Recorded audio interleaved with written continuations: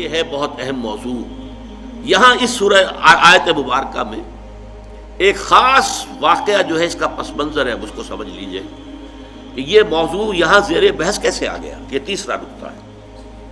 اس کو شان نزول بھی کہتے ہیں، اور در حقیقت یہ میں اس کے لیے لفظ استعمال کر رہا ہوں پس منظر. اس آیت کے پس منظر میں تحویل قبلہ کا جو واقعہ ہوا ہے وہ ہے. آپ کے علم میں ہوگا کہ حضور جب تک مکے میں رہے آپ نماز ایسے پڑھتے تھے، خانہ کعبہ کے جنوبی سمت میں کھڑے ہوتے تھے جو رکن یمانی ہے، اور دوسرا وہ رکن ہے جس میں کہ حجر اسود نصب ہے. ان دونوں کے درمیان اگر کوئی شخص کھڑا ہوگا تو اس کو کہتے ہیں استقبال القبلتین. بیک وقت خانہ کعبہ بھی سامنے ہے اور بالکل سیدھ میں بیت المقدس بھی سامنے ہے. استقبال القبلتین مکے میں رہتے ہوئے ممکن تھا، اس لیے کہ اگر آپ خانہ کعبہ کے جنوب میں کھڑے ہیں تو آپ کے سامنے کعبہ ہے اور اسی سیدھ کے اندر بیت المقدس بھی ہے.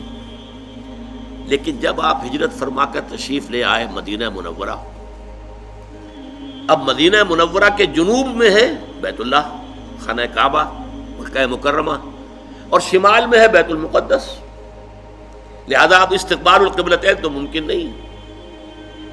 اب یہ ہم نہیں جانتے، نہیں کہہ سکتے کہ آیا یہ کسی وحی خفی کی بنیاد پر ہوا، اس لیے قرآن میں کوئی وحی جلی موجود نہیں ہے، یا یہ حضور کا اپنا اجتہاد تھا جس سے کہ اللہ تعالیٰ نے پھر ریکگنائز کر لیا، اس کو منظور کر لیا. لیکن حضور نے مدینے جا کر نماز پڑھنی شروع کی بیت المقدس کی طرف رخ کر کے، شمال کی طرف، اور خانہ کعبہ پشت پر ہے. یہ چیز شاخ گزر رہی تھی ان لوگوں کو جو مکے سے چل کر آئے تھے. جتنی محبت انہیں خانہ کعبہ سے تھی اس کا ہم اندازہ نہیں کر سکتے. خود حضور جب روانہ ہوئے تھے مکے سے ہجرت کے لیے تو آپ خانہ کعبہ کے پردے پکڑ کر چمٹ کر آپ نے کہا تھا کہ اے کعبہ تجھے معلوم ہے، اے بیت اللہ تو جانتا ہے مجھے تجھ سے کتنی محبت ہے، لیکن یہاں کے لوگ مجھے یہاں نہیں رہنے دے رہے، میں یہاں سے جانے پر مجبور ہوں، کہ تجھ سے ہجرت کر کے جا رہا ہوں. اس حوالے سے سب کو پسند ہے. لیکن یہ کہ نماز پڑھ رہے ہیں خانہ کعبہ کی بجائے بیت المقدس کی طرف رخ کر کے. اس کے بعد 16-17 مہینے کے بعد قرآن مجید میں حکم آ گیا، قد نرى تقلب وجهك في السماء فلنولينك قبلة ترضاها فول وجهك شطر المسجد الحرام.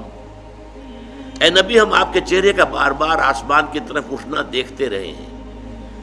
حضور انتظار کر رہے تھے کہ کب حکم آئے کہ ہم خانہ کعبہ کی طرف رخ کر لیں. اس سے میرا گمان یہ ہے کہ وحی خفی کی بنیاد پر حضور کا فیصلہ تھا. قرآن مجید میں جو وحی آ گئی ہے شامل ہے، اسے وحی جلی کہتے ہیں، اور حضور پر اور بھی وحی ہوتی تھی، وحی خفی جو قرآن مجید میں شامل نہیں ہے. بہت سی احادیث در حقیقت وہ وحی ہی پر مبنی ہے، لیکن وہ باللفظ نہیں ہے، بالمعنی ہے، اور وہ وحی جلی نہیں ہے، وحی خفی ہے. تو یہ معلوم ہوتا ہے وحی خفی کی بنیاد پر تھا، لیکن حضور پر بھی شاخ گزر رہا تھا اور مکے والوں پر بھی شاخ گزر رہا تھا. اور حضور بار بار آسمان کی طرف نگاہ اٹھاتے تھے کب جبرائیل آئیں اور کب یہ حکم ہو کہ ہم اپنا رخ بدل دیں اور بجائے شمال کی طرف رخ کر کے نماز پڑھنے کے جنوب کی طرف رخ کر کے نماز پڑھیں. تو اللہ فرماتا ہے قد نرى تقلب وجهك في السماء فلنولينك قبلة ترضاها. اے نبی ہم دیکھتے رہے ہیں آپ کے چہرے کا آسمان کی طرف بار بار اٹھنا، تو لیجئے ہم بدل دیتے ہیں، آپ کا چہرہ کر دیتے ہیں رخ اسی طرف جو آپ کو پسند ہے. فول وجهك شطر المسجد الحرام. تو اب اپنا رخ پھیر دیجئے مسجد حرام کی طرف. فیصلہ حکم آ گیا. اب یہاں نوٹ کیجئے، یہاں وہ جو مذہبی ایک خاص ذہنیت تھی جس کا میں نے پہلے ذکر کیا تھا، جن کے نزدیک ظواہر کی بہت اہمیت ہے. ہر عمل کا ایک تو ہے باطن، اس کی روح، ایک اس کا ظاہر ہے.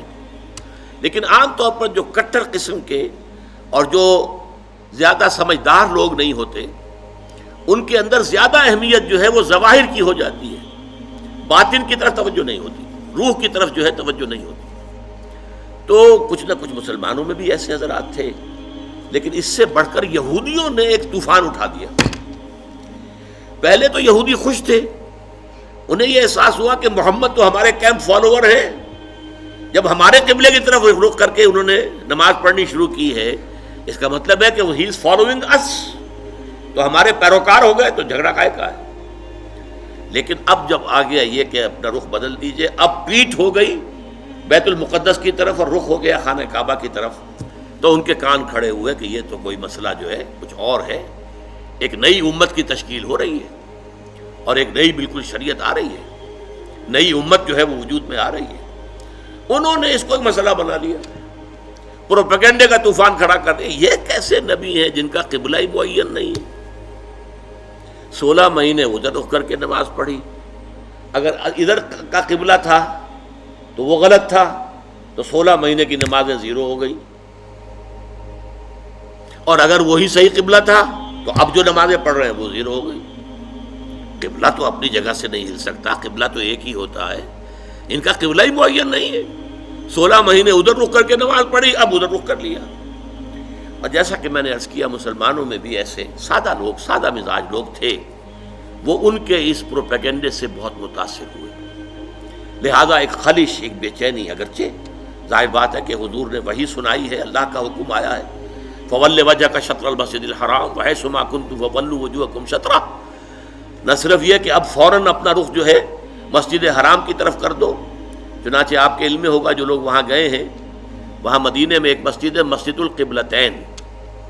حضور ایک خاص قبیلے میں گئے ہوئے تھے، ظہر کی نماز کا وقت وہاں آ گیا، وہاں کوئی دعوت طعام تھی، ظہر کا وقت آ گیا تو کھڑے ہو گئے نماز پڑھنے کے لیے، صحابہ پیچھے کھڑے ہیں. اسی دوران میں، نماز کے دوران یہ آیات نازل ہوئی.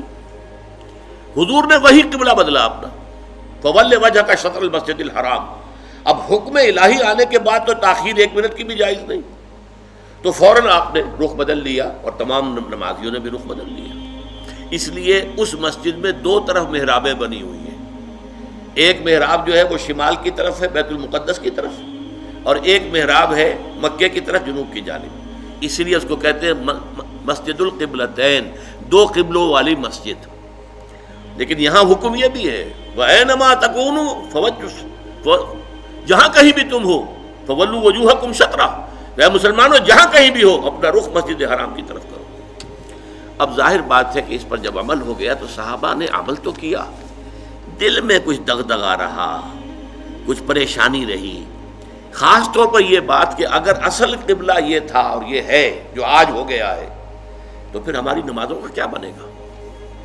ہماری نمازیں 16 مہینے کی ضائع ہو گئی، غلط قبلے کی طرف پڑھی گئی. اسی لیے اسی مقام پر کہا گیا ہے وَمَا كَانَ اللَّهُ لِيُضِيعَ إِيمَانَكُمْ، نہیں اس وسوسے کو قریب نہ آنے دو. نماز تو عین ایمان ہے، نماز ضائع ہو گئی تو ایمان ضائع ہو گیا؟ نہیں، اس وقت حکم وہ تھا، اس پر عمل کرنا تقاضا تھا دین کا. اب حکم یہ ہے، اب اس پر عمل کرنا تقاضا ہے دین کا. نہ وہ غلط تھا نہ یہ غلط ہے. تم کسی سمت سے نہ بندھ جاؤ، تم ظاہر کے ساتھ زیادہ جو ہے اپنے آپ کو وابستہ نہ کر لو. نماز کی اصل روح، دین کی اصل روح تو کیا ہے؟ اللہ پر ایمان، اللہ کا یقین، رسول کی اطاعت، رسول کا فرمان. پہلے وہ تھا تو اللہ تعالیٰ نے مکے والوں کا امتحان لے لیا تھا کہ آیا وہ اپنی آبائی، اس لیے کہ مکہ جو ہے اور بیت اللہ جو ہے وہ تو ان کا سمجھیے کہ قومی شعار کے درجے کے اندر رکھنے والی چیز تھی، قومی شعائر میں سے. اب اس کی طرف پشت کرنا سب پر بھاری گزرا. لیکن یہ کہ وہ رسول کے ساتھیوں کے پورے بدھے ہوئے تھے، تو جو حکم رسول کا وہ انہوں نے قبول کیا. اور اب ان لوگوں کے لیے امتحان آ گیا جو مدینے میں رہتے تھے اور یہود کے زیر اثر تھے، اور اس کی وجہ سے بیت المقدس کا مقام ان کی نگاہوں میں بہت اونچا تھا. اب اس کی طرف پیٹ کرنی پڑ رہی ہے، تو ان کے ایمان کا جو ہے وہ اللہ تعالیٰ نے امتحان لے لیا، اور تمام صحابہ جو ہیں دونوں امتحانوں میں ثابت قدم اور کامیاب ہوئے. اب لیکن اس خلش کو مٹانے کے لیے اب دیکھیے عجیب ہے یہ بات. یہ مسئلہ آج ہمیں معلوم ہوتا ہے کہ بڑا ہی چھوٹا سا مسئلہ ہے. جب یہ مسئلہ آیا تھا تو یہ چھوٹا نہیں تھا، بہت بڑا مسئلہ تھا، بہت بڑا مسئلہ تھا. خاص طور پر وہ جو ایک ذہنیت ہے کہ جو دین کے اعمال ہیں ان کی روح کی بجائے ساری نگاہ جو ہے وہ اس کے ظاہر سے وابستہ ہو جاتی ہے، اس کے لیے یہ معاملہ بہت کٹھن تھا. یہی وجہ ہے اس قرآن مجید میں آپ کے علم میں ہوگا پورے 2 رکوع ہیں تحویل قبلہ کے اوپر.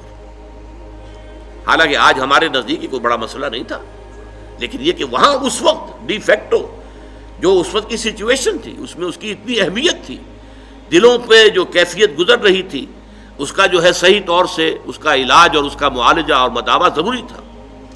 دو رکوع جو ہے، رکوع 17واں اور 18واں، دوسرے پارہ سیقول کے پہلے دو رکوع خاص اسی پر ہے، جس تکرار کے ساتھ فَوَلُّوا وُجُوهَكُمْ شَطْرَهُ فَوَلُّوا وُجُوهَكُمْ شَطْرَهُ، اس سے دو رکوع پہلے ایک بات کہی گئی، یہ آپ کو ملے گا 14ویں رکوع کے اندر، وَلِلَّهِ الْمَشْرِقُ وَالْمَغْرِبُ فَأَيْنَمَا تُوَلُّوا فَثَمَّ وَجْهُ اللَّهِ۔ دیکھو لوگوں، مشرق اور مغرب سب اللہ کے ہیں، تم جدھر بھی رخ کرتے ہو وہ اللہ کا رخ ہے۔ اللہ کسی رخ میں محدود نہیں ہے۔ کیا مغرب صرف اللہ کا رخ ہے، مشرق نہیں ہے؟ آج آپ کو معلوم ہے کہ ہم پڑھتے ہیں مغرب کی طرف، اور امریکہ والے یا افریقہ والے وہ مشرق کی طرف نماز رخ کرتے پڑھتے ہیں۔ تو مشرق و مغرب سے کوئی فرق واقع نہیں ہوتا۔ اور دوسرے یہ کہ کوئی قبلے کی سمت معین کر دینا، اس کا مطلب یہ نہیں اللہ اس سمت میں محدود ہے، بلکہ یہ تو تمہاری ہم آہنگی کے لیے، یکسانی کے لیے، یک رنگی کے لیے۔ ایسا نہ ہو کہ اب آپ کھڑے تو کسی کا رخ ادھر ہے، کسی کا رخ ادھر ہے، کسی کا ادھر ہے، کسی کا ادھر ہے، یہ نہیں، سب ایک رخ میں کھڑے ہوئے ہوں، صفیں بندھی ہوئی ہوں، دیکھنے والا جو ہے کوئی شخص اگر آ جائے اچانک وہ بھی اس سے متاثر ہوتا ہے۔ ایک فرانسیسی سیاح صرف اس منظر کو دیکھ کر ایمان لے آیا تھا۔ وہ آیا تھا مصر سیاحت کے لیے، اور وہ جو بہت بڑا وہاں کا دارالعلوم ہے جامع الازہر، اس کی جو جامع مسجد ہے، اس کے وہ مینار پر چڑھ گیا، عصر کا وقت تھا، مینار کے اوپر سے اس نے منظر دیکھا، صحن میں عصر کی جماعت ہو رہی تھی۔ اب ایک امام کے پیچھے کھڑے ہیں، سیدھی سیدھی صفیں بندھی ہوئی ہیں، ایک امام کا کوشن ہے اور وہ جھک رہے ہیں، اور اسی طرح سے کوشن آئی ہے وہ کھڑے ہو گئے ہیں۔ یہ منظر ایسا اس کے دل کے اوپر اس نے اثر کیا، وہ ایمان لے آیا کہ جس مذہب کی عبادت اتنی منظم، اس کے اندر یہ رنگ ہے، گویا کہ ملٹری پریڈ ہو رہی ہے، اس طرح کا انداز عبادت کا، ایک تو کلیکٹیو، انفرادی نہیں، اجتماعیت کی اہمیت، اور پھر اس کے اندر وہ رنگ اور یکسانی، ہم رنگی دیکھ کر۔ تو اس طریقے سے تمہارے اندر یک رنگی پیدا کرنے کے لیے ایک رخ معین کر دیا۔ اس کا یہ مطلب نہیں اللہ اسی رخ میں ہے، للہ المشرق والمغرب، مشرق و مغرب سب اللہ کے لیے ہے۔ فَأَيْنَمَا تُوَلُّوا فَثَمَّ وَجْهُ اللَّهِ، جدھر بھی تم رخ کرو اللہ کا رخ ہے، شمال بھی اللہ کا، جنوب بھی اللہ کا، مشرق بھی اللہ کا، مغرب بھی اللہ کا۔ اللہ تعالیٰ کسی رخ میں جو ہے محدود نہیں ہے۔ اس کو خوب کہا ہے غالب نے، ہے پرے سرحد ادراک سے اپنا مسجود۔ قبلے کو اہل نظر قبلہ نما کہتے ہیں، یعنی ہم جسے سجدہ کر رہے ہیں کعبے کو سجدہ نہیں کرتے ہم، چاہے وہ لوگ جو مسجد حرام میں کھڑے ہو کر وہ وہاں پر صفیں باندھے ہوئے کعبے کے گرد کھڑے ہوئے ہیں، مسجود کعبہ نہیں ہے، معاذ اللہ، مسجود صرف اللہ ہے۔ اس لیے ہے پرے سرحد ادراک سے اپنا مسجود۔ مسجود ہمارا جو ہے وہ تو ادراک، ہمارے عقل اور فہم اور ہمارے تخیل اور تصور سے وراء الورا ثم وراء الورا ثم وراء الورا، ہے پرے سرحد ادراک سے اپنا مسجود۔ قبلے کو اہل نظر قبلہ نما کہتے ہیں۔ یہ قبلہ نما ہے، اصل میں یہ ایک ڈائریکشن ہے جو معین کر دی گئی ہے، بس یہ ہے اس سے زیادہ اس کی اہمیت نہ سمجھو۔ یہ بات کہہ کر پھر دو رکوعوں کے بعد وہ پورے دو رکوع آئے جس میں کہ یہ حکم تحویل قبلہ کا حکم آ گیا۔ سَيَقُولُ السُّفَهَاءُ مَا وَلَّاهُمْ مَنْ قِبْلَتِهِمُ الَّتِي كَانُوا عَلَيْهَا، اب عنقریب بہت سے ناسمجھ لوگ کہیں گے کس شے نے ان کا رخ پھیر دیا اس قبلے سے جس پر یہ رہے ہیں 16 مہینے۔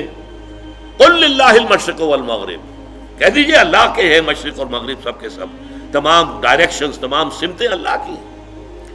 اب دیکھیے اس کے بعد دو رکوعوں میں تحویل قبلہ کے احکام لانے کے بعد پھر دو رکوعوں کے بعد 19-20 نکال دیجئے، پھر 21ویں رکوع کی یہ پہلی آیت ہے۔ گویا کہ یوں سمجھیے کہ یہ جیسے میرا دھڑ ہے، دو رکوع 17-18 یہ تو میرے دھڑ کے مانند ہے کہ دو رکوع مکمل ہے تحویل قبلہ کے حکم پر، لیکن دو رکوع پہلے بھی ایک آیت آ گئی، للہ المشرق والمغرب فَأَيْنَمَا تُوَلُّوا فَثَمَّ وَجْهُ اللَّهِ۔ اس کے بعد بھی اگر کوئی خلش رہ گئی، کوئی دل کے اندر جو بے اطمینانی رہ گئی ہوگے کچھ لوگ، اب اس کے لیے آخری جس کو کہیں گے موپنگ اپ آپریشن، 2 رکوعوں کے بعد لیس البر ان تولوا وجوہکم قبل المشرق والمغرب، نیکی یہی نہیں ہے کہ تم اپنے چہرے مشرق و مغرب کی طرف